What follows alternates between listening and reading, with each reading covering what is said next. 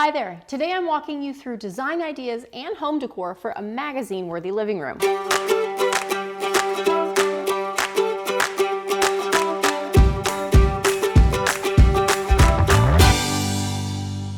I'm Erin Valencich. In this episode, I'm going to show you some living room decorating ideas that will help you design your living room with confidence. These tips and ideas will bring your personal style to life and leave you with a beautifully styled living room. I'm excited to show you how I took this living room to this, and finally, to the after. Click the link in the description to download the material palette so you can follow along and take notes with the episode.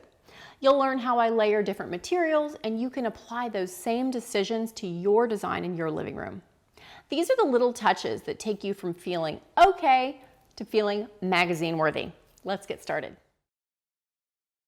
So when the client bought this house, it was just a really simple, very kind of nondescript, probably built in the 60s or the 70s. It's got a nice pitch to the roof and some kind of interesting windows going on, but other than that, it was really, really plain. So we wanted to bring in a little bit of architecture, bring in some more interesting finished materials to kind of warm it up.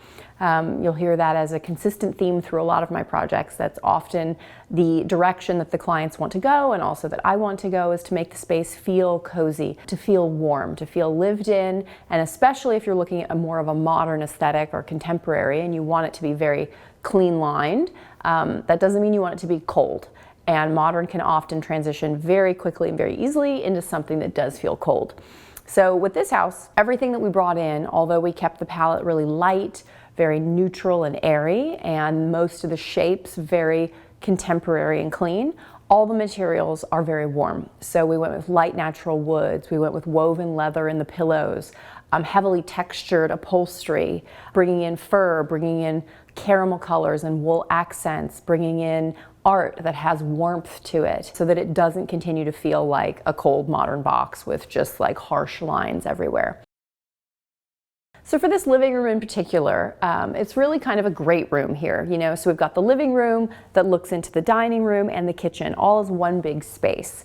It does have this dropped ceiling area here, which is giving way to this cool kind of architectural moment that they have these clear story windows above. A clear story is really just a long horizontal window that doesn't open. So we've got those cool windows up there, we've got this dropped ceiling, and it just felt like this kind of bizarre little niche off to the side of the room. So I wallpapered it with this really fun texture, wrapped that all the way down the wall, up the ceiling, and then up to the highest part of the ceiling, which you'll see when you stand in the kitchen and you look towards the living room. And that really made this space start to feel cozy, start to feel warm. And because the ceiling was low and small, it wouldn't make sense to just paper this wall and then you just see the stopping point. You see that break between the gray paper and the white ceiling. So we wrapped it all the way up. Those kind of moves where you take one material and you wrap it from point A to point Z, from beginning to end of that kind of area of the house, I think is a really important move, especially in modern architecture, because you generally see larger expanses and they're very linear and straight and kind of flat and boring, if you will. And you never want to see the end of a material stop. So if I'd have done it to that edge, you would have seen the edge of the paper, and that's never really pretty. So we wrapped it all the way up, and that also then gives a little more highlight to the architecture and makes it feel a little bit more special.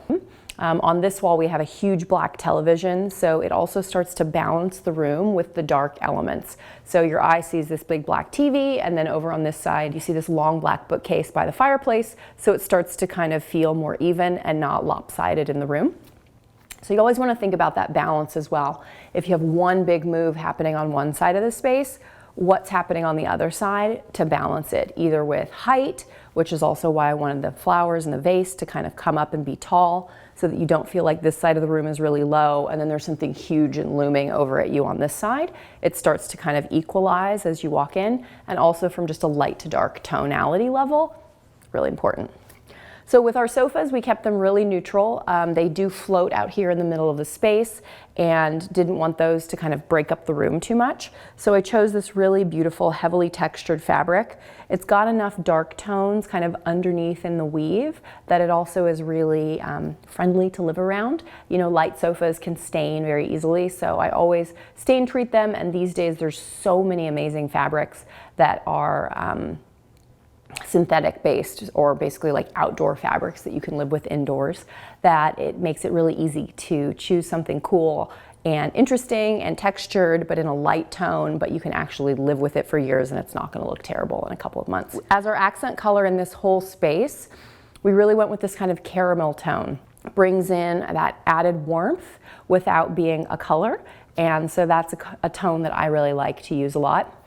I kind of call it my giraffe color palette because I think that the tones of the colors in a giraffe's skin is so beautiful, and it gives you that kind of caramel, and it gives you those soft sandy tones, and then there's the black nose and the eyes and stuff, and so you get that kind of light black and caramel tones. And whenever you see that in a space, it's just pretty. Natural wood also looks like that. Walnuts kind of bring in a little bit of that same red caramelly tone. So we have a walnut fixture over the breakfast room, and you'll see that that color is kind of sprinkled around the space. So overall, I'd say that our palette in here is kind of a cream, sandy color with accents of black. But then all the layer of that caramel or natural leather color, it's a natural wood color, really brings in a nice touch. The photography as well brings in those same kind of warm tones, so it's just very peaceful and harmonious without falling flat. We accented with brushed brass and brushed bronze, which also kind of gives you that same kind of goldish tones that you're going to pick up in the caramel, and also still feels warm and natural. So no silver hardware in this house. Either black or antique bronze or brass were the only colors that we brought in terms of our accents. And you'll see that throughout the accessories as well. There's no silver accessories, there's nothing shiny, there's nothing glamorous, but yet we do have little sparkle with the polished metals or the brushed metals that are in here.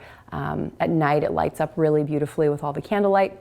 So for the rugs in this space, because we had a light floor and we wanted it to feel more seamless and kind of open and larger, I went with a very light rug so that you don't see that outline for this living room, particularly because the living room is kind of tiny and already crammed up against this side of the space. If we had done a darker rug, you would see that outline, kind of like that little island floating in the middle of the room. It makes you feel like you have to be on the island and that it's very small. But in reality, we're in a nice, very generously sized space, but because the space in front of the sofa is kind of long and narrow, it would have drawn too much attention to it if it was a dark rug. So you want to think about that in terms of light and dark when you are choosing your rugs or your flooring materials. If you've got a darker floor, I would have done a darker rug. We have a lighter floor, so we chose a lighter rug because we wanted it to just kind of disappear. Add that layer of warmth, and then ultimately your eye just doesn't see it. So this TV cabinet over here under the television was existing, but when I decided to do this big bookcase in the kitchen side of the room, I wanted this whole wall to feel consistent. So I purposely designed and built the bookcase to come up over the doorway, and then we used the same wood veneer and we refaced the cabinetry. So as we continued that bookcase element from the kitchen kind of dining side of the space, I wanted it to feel consistent. And when you're standing on this side of the room looking at this whole wall, you saw that same material carry through. So this was an existing TV cabinet that was built in here, but it was just white before and it was really kind of nondescript and generic. So we re-veneered the cabinet itself with the same wood, put on new doors, and then I had wood paneling added to the back wall behind the television so that you got one big, nice, expansive material, and you didn't just have a wood cabinet and then a white wall and then a black TV, which again starts to get a bit choppy. And what we wanted to do with this space is unify all these moves because there's already so many different planes going on in the architecture of this room.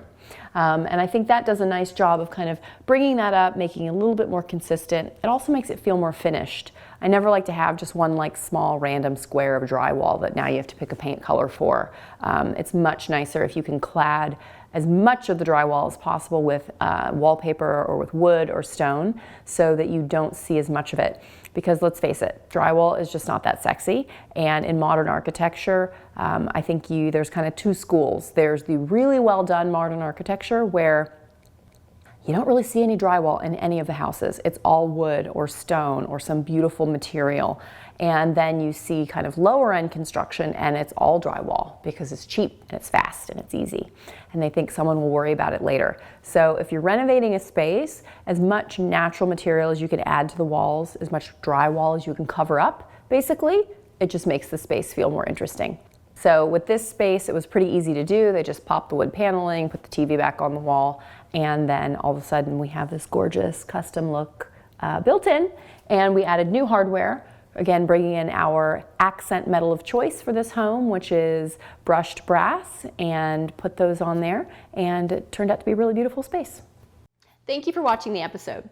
I hope you learned some new ideas for stunning living room decorating. If you enjoyed, please like the video and subscribe to my channel. And don't forget to click the bell to be notified when a new episode comes out, as well as leave me a comment or a question. Check out some of my other YouTube tutorials and episodes here to learn about design and construction. Visit my website at erinvdesign.com. And don't forget to follow me for more inspiration on Instagram at erinvstyle.